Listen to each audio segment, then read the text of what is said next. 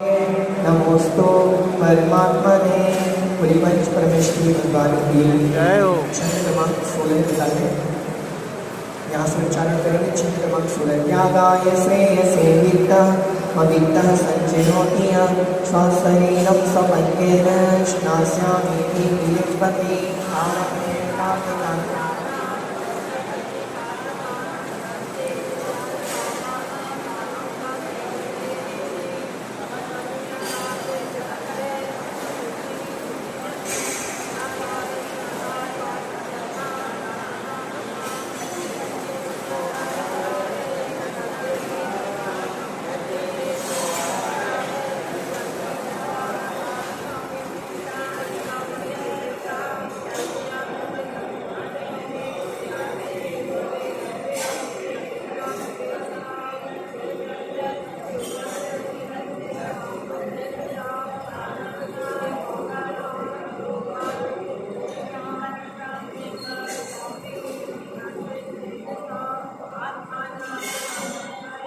आत्मनैवात्मनि स्थितं नास्ति ज्ञानं ज्ञानी समाश्रयः तदा यस्यास्ति सुप्रसिद्धिमिदं वचः।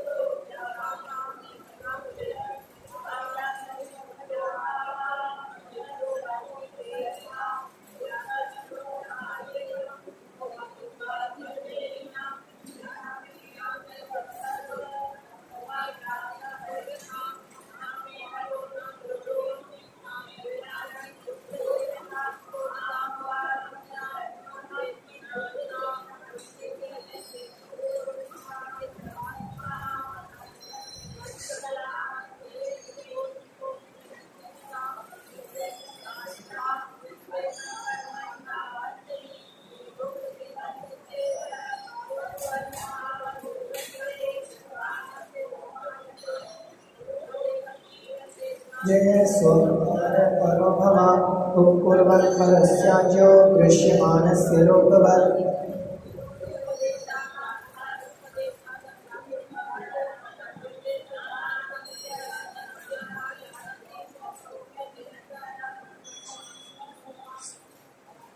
चलिए, हमने पिछली कक्षा में देखा था कि जो गुरु के उपदेश से गुरुपदेशाभ्यासात् संवृत्तौ स्वपरान्तरम्, गुरु के उपदेश से और स्वयं के अभ्यास से और संवृत्तौ स्वपरान्तरम्, अपनी आत्मा के ज्ञान से स्व और पर के अंतर को जानता है, वही मोक्ष सुख को जान पाता है।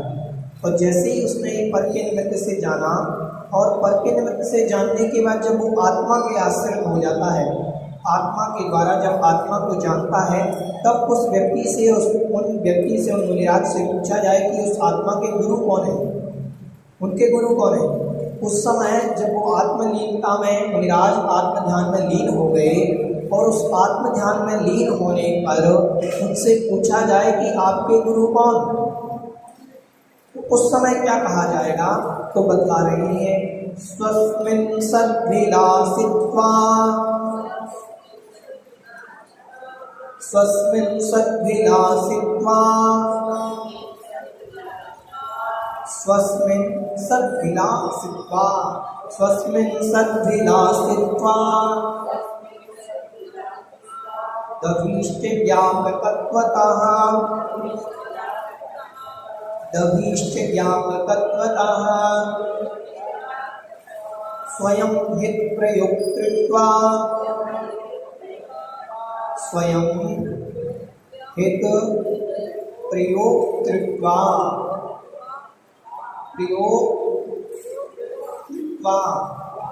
स्वयं हित प्रयोक्तृत्वा तात्मैव गुरुरात्मनः दात्मैव गुरुरात्मनः। बोलेंगे हमारे साथ एक बार, स्वस्मिन् सद्विलासित्वा दविष्टिव्यापकत्वतः स्वयं हि प्रयोक्तृत्वा दात्मैव गुरुरात्मनः। स्वस्मिन् सद्विलासित्वा दविष्टिव्यापकत्वतः स्वस्मिन् स्वयं हि प्रयोक्तृत्वा दात्मैव गुरुरात्मनः। स्वस्मिन् सद्विलासित्वा दविष्टिव्यापकत्वतः स्वयं हि प्रयोक्तृत्वा दात्मैव गुरुरात्मनः। चलिए, ये शब्द थोड़ा सा कठिन है तो इसका संधि विच्छेद देखेंगे पूरा ध्यान से। स्वस्मिन शब्द ज्यों का त्यों रहेगा। स्वस्मिन सत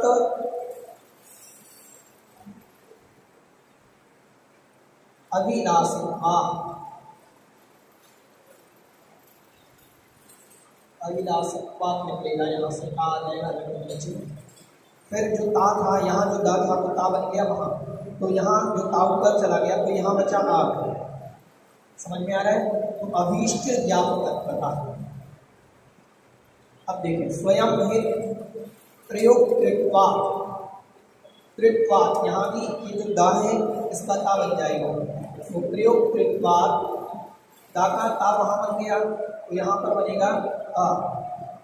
आत्मैव, आत्मा ही गुरु आत्मनः, गुरु आत्मनः ऐसा निकलेगा। अब ध्यान से देखो, जब कोई जीव अपनी आत्मा की ओर बढ़ जाता है, आत्मा में लीन हो जाता है। अब आत्मा में लीन होने के लिए प्रेरक सामग्री क्या थी? प्रेरक सामग्री पहले तो गुरु थी, जिनवाणी थी और आत्मज्ञान था। ये सब प्रेरक सामग्री थी वहाँ तक बढ़ने के लिए। लेकिन अब वहाँ पहुँचने के बाद प्रेरक कौन है?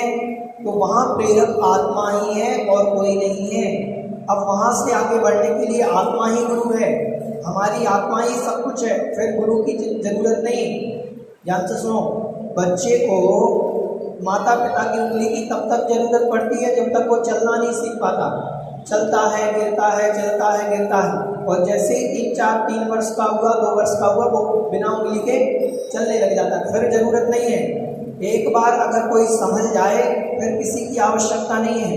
आत्मा हमारी और दावाडोल स्थिति में है, गुरु के बिना समझ नहीं सकती। और गुरु मिल गए, गुरु मिलने के बाद जब आत्मलीनता हुई तो आत्मलीनता में गुरु को भी भूलना पड़ता है। गुरु की भी जरूरत नहीं वहाँ कौन गुरु हो जाता है? पहले तक तो गुरु प्रेरणा दे रहे थे कि तुम चलो, तुम अपना उद्धार करो। अब उसके बाद अपना उद्धार करने के बाद अब गुरु कोई नहीं,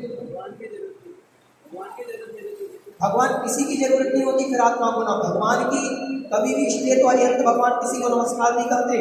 क्यों नहीं करते? जरूरत ही नहीं है, हमारी आत्मा ही भगवान है। अरिहंत भगवान किसी को नमस्कार नहीं करते। क्यों नहीं करते? क्यों करेंगे?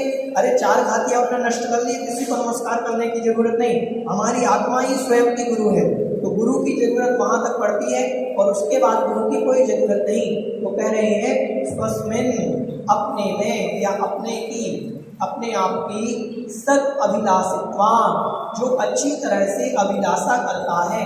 अभिलाषा मतलब इच्छा, जो अपने आप को प्राप्त करने की इच्छा करता है। जो स्वस्मिन मतलब अपने आप को प्राप्त करने की इच्छा करता है, ऐसा वह अभीष्ट। अभीष्ट क्या है? आत्मा। अभीष्ट मतलब प्रिय। अभीष्ट का अर्थ होता है प्रिय। प्रिय क्या है हमारे लिए? सबसे ज्यादा प्रिय क्या हो गई? आत्मा। तो उसमें स्वयं में जो स्वयं अपने आप की जो समीचीन इच्छा रखता हुआ, किसकी इच्छा? अपनी प्रिय आत्मा की। जो आत्मा कैसी है? ज्ञापकत्वतः, ज्ञानी है, ज्ञान दर्शन गुण युक्त है। ज्ञान दर्शन गुण से कैसी है? संयुक्त है, ज्ञाता है, दृष्टा है। ऐसी वह आत्मा जो ज्ञाता दृष्टा है, जो हमारे लिए प्रिय है, जिसकी मैं इच्छा करता हूँ, ऐसी उस आत्मा में स्वयं हित, उस आत्मा में स्वयं के हित के लिए, स्वयं के हित के लिए, श्लोक थोड़ा सा कठिन है, एकाग्रता चाहिए। स्वयं के हित के लिए प्रयुक्तृत्वात् मतलब प्रयोग करने से, स्वयं के हित में लग जाने से, स्वयं के हित में क्या करने से, लग जाने से, स्वयं के हित में लगे, कौन लगे, आत्मा लगी, आत्मा स्वयं स्वयं के हित में लगी। कोई पर वस्तु हमारे लिए चला करके स्वयं के हित में नहीं लगा सकती, पर वस्तु प्रेरणा दे सकती है। पर वस्तु क्या कर सकती है, प्रेरणा दे सकती है कि आपको उस मार्ग पर चलना है, पकड़ के चला नहीं सकती, थोड़ा तो पकड़ के चला भी दे, अब उसके बाद तो अपना रास्ता अपन को ही देखना पड़ेगा। तो स्वयं के हित में लग जाने से आत्मा ही आत्मैव, आत्मा एव, आत्मा ही गुरु है। किसका, आत्मना, आत्मा का। आत्मा का गुरु कौन, आत्मा। क्यों, क्योंकि वह स्वयं ही अपने आप को उस मार्ग में लगाती है। हमें महाराज ने प्रवचन दिए, हमने महाराज के प्रवचन सुने, दो चार को वैराग्य आ गया, वो मोक्ष मार्ग में लग गए। हमें वैराग्य नहीं आया, हम संसार मार्ग में लगे रहे। तो बताओ, गुरु ने उनको भी वही उपदेश दिया, हमें भी वही उपदेश दिया। उन्होंने अपनी आत्मा को जागृत कर दिया और अपनी आत्मा को आत्मा के हित में लगा दिया, और हमने आत्मा को जागृत नहीं करा और पर के हित में ही लगे रहे हम। तो आत्मा जब आत्मा का हित करती है तो पर का हित नहीं चाहती, उस समय स्वयं अपने आप में हित के लिए लगाने के कारण आत्मा ही आत्मा का गुरु हो जाता है।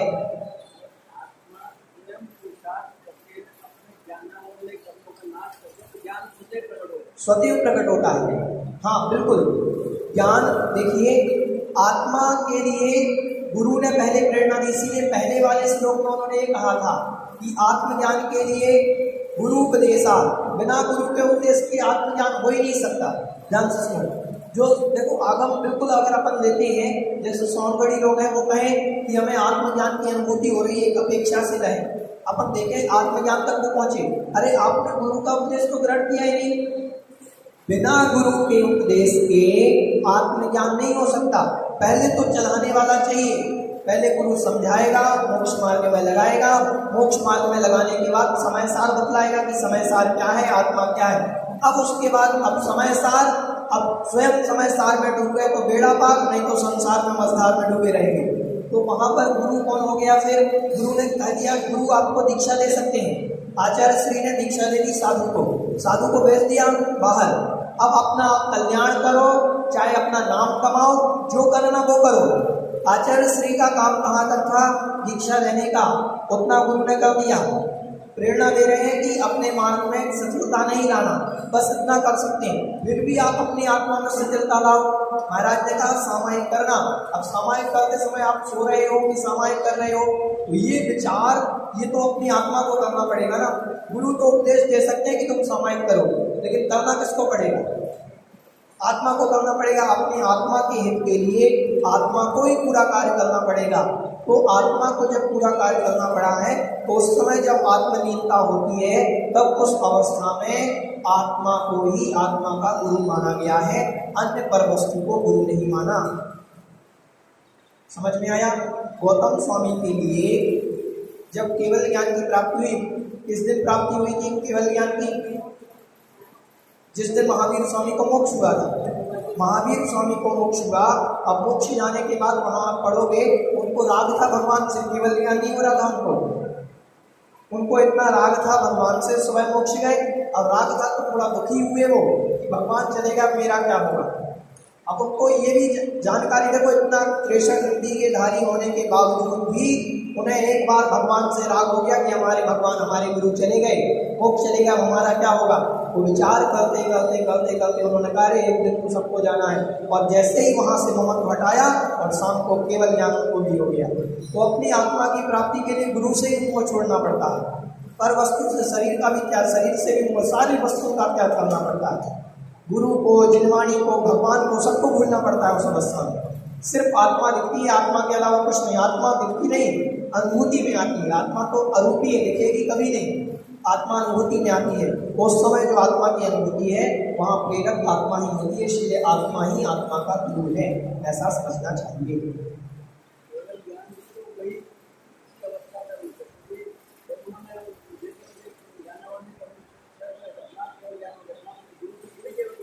हाँ, केवल ज्ञान गुरु से नहीं मिल सकता। मैंने आपको कहा गुरु आपको छठा गुण स्थान 7वां गुण स्थान तक दे सकते हैं। छठे गुण स्थान से 7वें गुण स्थान से 14वें तक हमें स्वयं जाना पड़ेगा। आधा मार्ग गुरु ने तय करा दिया, पहले में पढ़े थे, पहले से 7वें तक पहुंचा दिया दीक्षा देकर के। गुण स्थान कौन सा कर दिया? 7वां। 7 के बाद अभी 7 और रह गए। अब आधा मार्ग उन्होंने चला दिया, आधा तुम अपना करो। 8वें में गुरु नहीं होंगे, 9वें 10वें में 11वें में 12वें में 13वें में 14वें में गुरु नहीं होते। वहाँ स्वयं अपनी आत्मा की तल्लीनता चाहिए और अपने पुरुषार्थ से ही वहाँ कर्मों का क्षय होता है।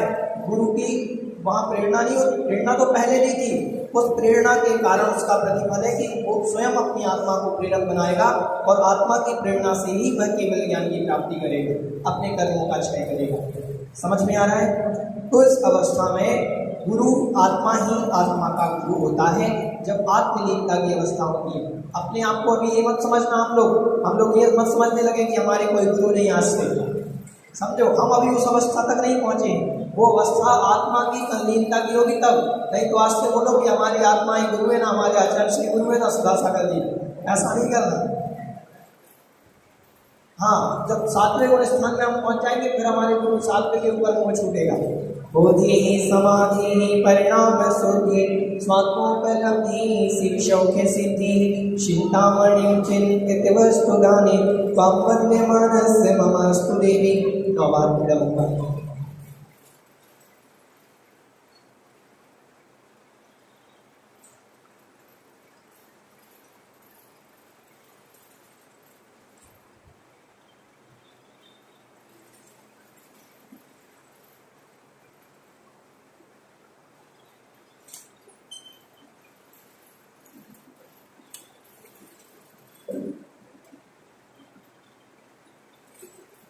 बोलिए जगत कल्याणी कार्यशांति निर्वाणी माता की जय।